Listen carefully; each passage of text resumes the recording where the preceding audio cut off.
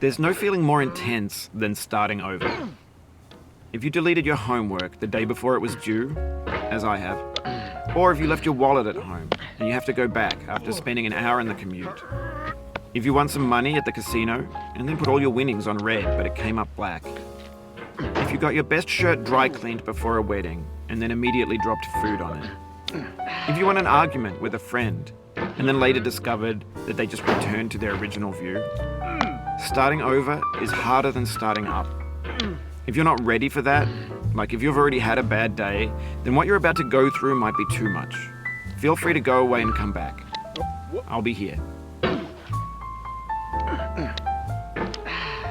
Alright, thanks for coming with me on this trip. I'll understand if you have to take a break at any point.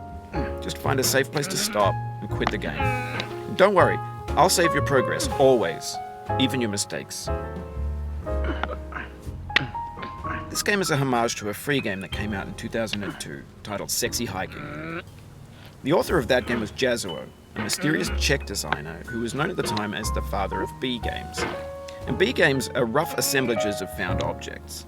Designers slap them together very quickly and freely, and they're often too rough and unfriendly to gain much of a following. They're built more for the joy of building them than as polished products. In a certain way, Sexy Hiking is the perfect embodiment of a B game. It's built almost entirely out of found and recycled parts, and it's one of the most unusual and unfriendly games of its time. In it, your task is simply to drag yourself up a mountain with a hammer. And that act of climbing, in the digital world or in real life, has certain essential properties that give the game its flavor. No amount of forward progress is guaranteed. Some cliffs are too sheer or too slippery. And the player is constantly, unremittingly in danger of falling and losing everything. Anyway, when you start Sexy Hiking, you're standing next to this dead tree that blocks the way to the entire rest of the game. It might take you an hour to get over that tree, and a lot of people never got past it. You prod and poke at it, exploring the limits of your reach and your strength, trying to find a way up and over. And there's a sense of truth in that lack of compromise. Most obstacles in video game worlds are fake.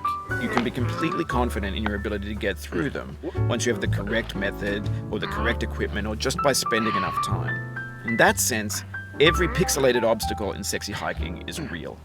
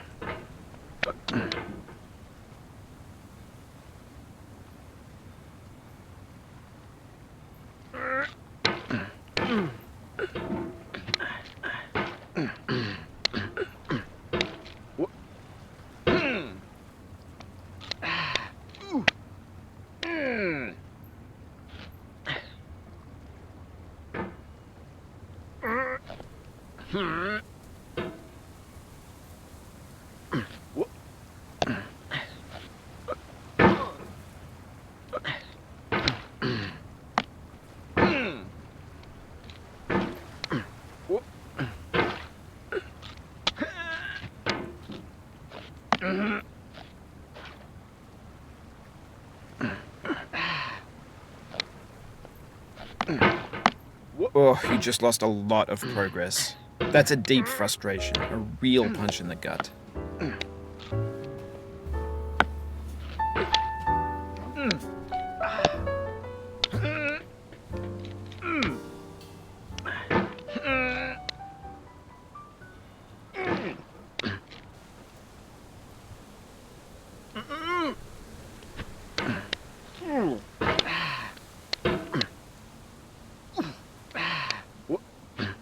Oof, sorry about that.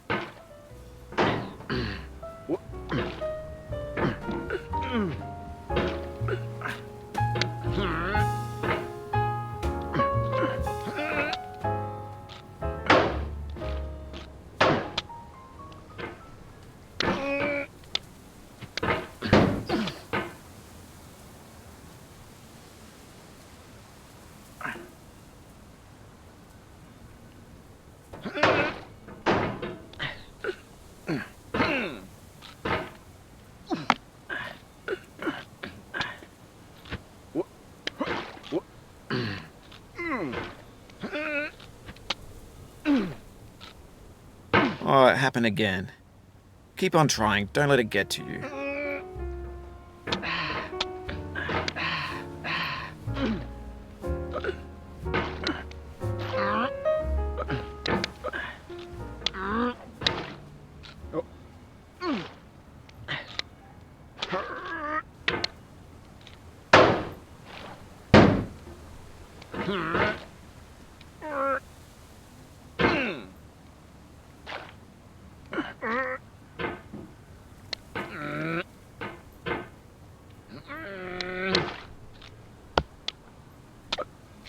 Oh no.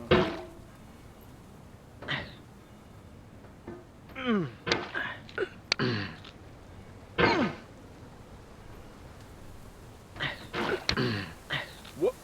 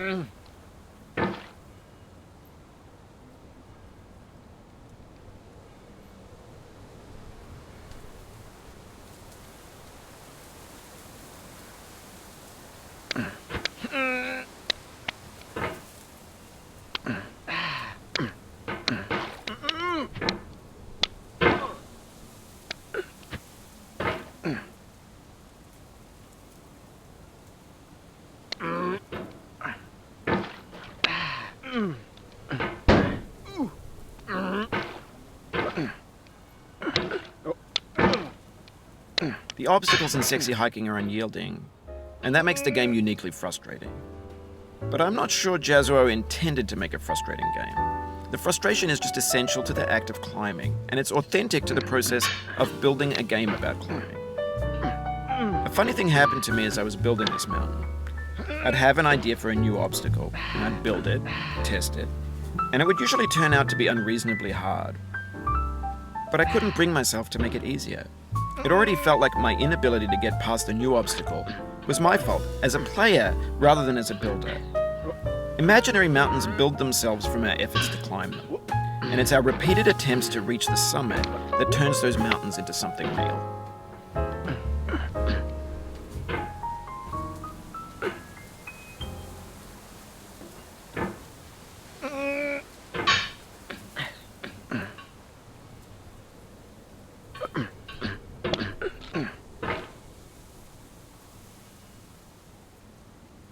When you're building a video game world, you're building with ideas.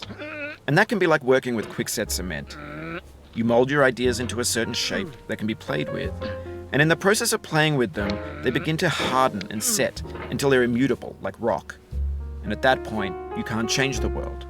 Not without breaking it into pieces and starting fresh with new ideas.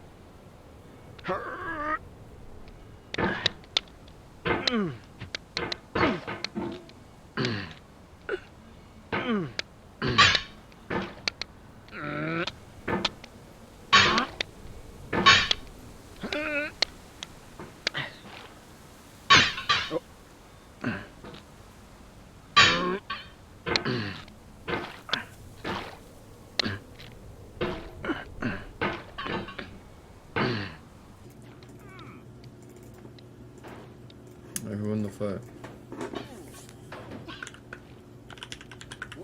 Mayweather?